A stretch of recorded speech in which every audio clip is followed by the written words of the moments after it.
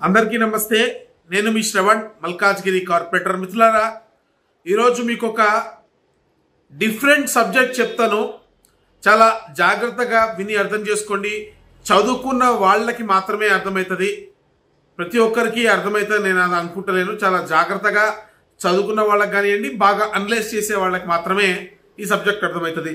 మిత్రులారా, happiness index అంటే ఏంటి, అసలు మనము డెవలప్మెంట్ అంటే ఏంటి? ఈరోజు ఒక మిడిల్ క్లాస్ వ్యక్తి తన ఇద్దరు పిల్లలతోటి, వైఫ్ తోటి ఒక సినిమాకి వెళ్ళాలంటే ఆ సినిమా హాల్లో దాదాపు 150-200 రూపాయలు పెట్టి టికెట్ కొనుక్కోవాలా.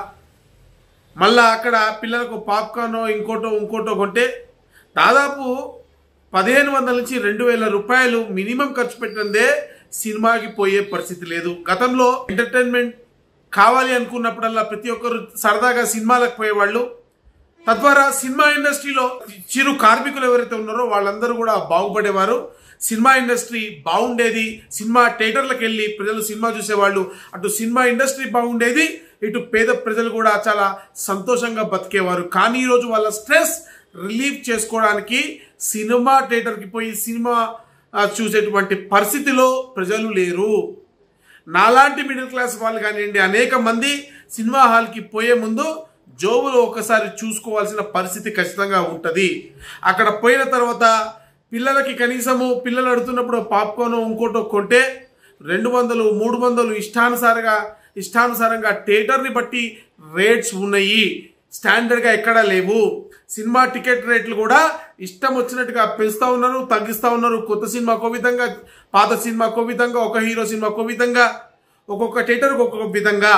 ఇవన్నీ కాక మరి జియో నెంబర్ 63లో పార్కింగ్ ఛార్జెస్ కమర్షియల్ థియేటర్లలో, మల్టీప్లెక్స్ల్లో, మరి షాపింగ్ కాంప్లెక్స్లో వసూలు చేయొద్దంటే ఒక సినీ ఇండస్ట్రీలో ఒక భారీ నిర్మాతలు ఇంకోళ్ళు ఉంటారు. సిటీలో ఉన్నటువంటి cinema halls maximum cinema theatres అన్నీ కూడా వాళ్లే బ్లాక్ చేసుకుంటారు, వాళ్లే లీజ్ తీసుకుంటారు. వాళ్ళు చెప్పిన సినిమాలే అక్కడ నడుస్తాయి. వాళ్ళ కోసము అక్కడ ఒక చీకటి జియో 63 నుంచి దాటి జియో నెంబర్ 121 అని తీసుకొచ్చారు.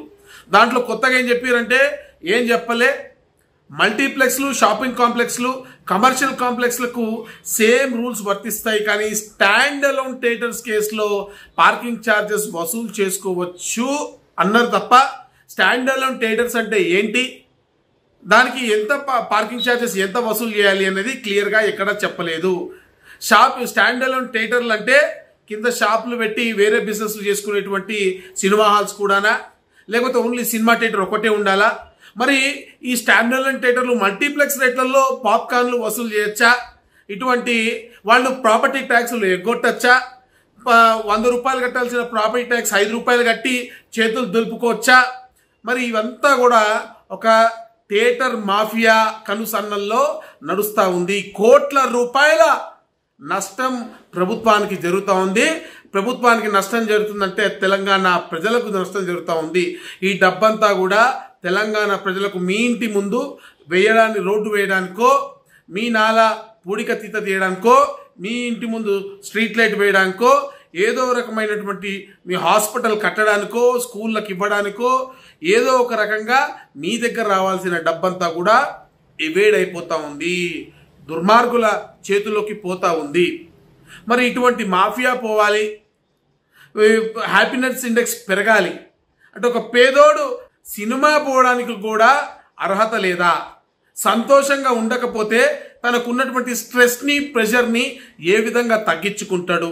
ఇదేనా ఆధునిక సమాజంలో ఉన్నటువంటి డెవలప్మెంట్? పెద్దోడికో న్యాయం, పేదోడికో న్యాయమా? మరి మీ సినిమా మాఫియా వల్ల సినిమా ఇండస్ట్రీలో ఉన్నటువంటి సినీ కార్మికులు అనేక మంది కూడా రోడ్డు మీద పడతా ఉన్నారు. సినిమాని కాపాడాలంటే ఈరోజు ఇటువంటి మాఫియా పైన పోరాటం చేయాల్సిన అవసరం ఉంది. పేదవాడు, ఒక సగటు సినీ ప్రేమికుడు సినిమాని అప్పట్లో మీకు గుర్తుండో లేదో ఒక్కొక్కరు 10 సార్లు, 20 సార్లు, 30 సార్లు చూసేవారు ఒక్కొక్క సినిమాని. కానీ ఈరోజు ఒక్కసారి చూడడానికి కష్టం, మళ్ళీ టీవీలోనే పెట్టుకుంటాం, ఓటీటీలోనో టీవీలోనో పెట్టుకొని చూస్తాం. కానీ ఒక్కటి చూడటం వల్ల స్ట్రెస్ రిలీఫ్ కాదు. నలుగురితో, ఫ్రెండ్స్తో సరదాగా నా ఫ్యామిలీతోనో వెళ్తే పెద్ద స్క్రీన్ ఎక్స్పీరియన్స్లో ఒక స్ట్రెస్ బస్టర్ ఇది సమాజానికి అవసరము. సినిమా బాగుపడాలి, పేదవాడికి స్ట్రెస్ రిలీఫ్ కావాలి, సినీ కార్మికులు కాపాడబడాలి. దీనిపైన మరింత సమాచారం మీకు త్వరలోనే చెప్తాను. దీని మీద మనం అందరం కలిసి కూడా పోరాటం చేద్దాం. భారత్ మాతా కీ జై.